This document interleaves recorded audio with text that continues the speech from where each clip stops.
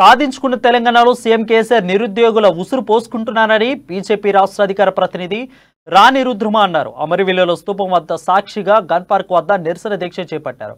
ఈ కార్యక్రమంలో పాల్గొన్న బీజేపీ నేతలు రాష్ట్ర ప్రభుత్వంపై విమర్శలు గుప్పించారు.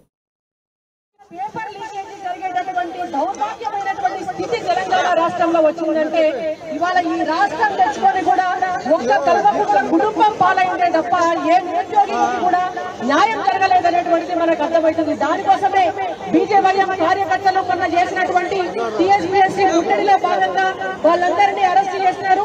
ఇవాళ వాళ్ళని కాదు అరెస్ట్ చేయవలసింది, ఆ లోపాలకు కారణమైనటువంటి ముఖ్యమంత్రి గారి తనయుడు షాడో ముఖ్యమంత్రి అయినటువంటి కేటీఆర్ గారిని మంత్రి పదవి నుంచి బర్తరఫ్ చేయాలి, వారిని అరెస్ట్ చేయాలి అని చెప్పి ఇవాళ భారతీయ జనతా పార్టీ డిమాండ్ చేస్తుంది. దాంతో పాటుగా ఏ విద్యార్థులైతే 8 సంవత్సరాల కాలం నుంచి వాళ్ళ డబ్బు శ్రమ సమయం పెట్టి చదువుకొని ఇవాళ పరీక్ష రద్దు చేస్తే రోడ్డు మీద పడ్డారో ఆ ప్రతి విద్యార్థికి కూడా 1,00,000 రూపాయల నష్టపరిహారాన్ని ఖచ్చితంగా కేటాయించాలా.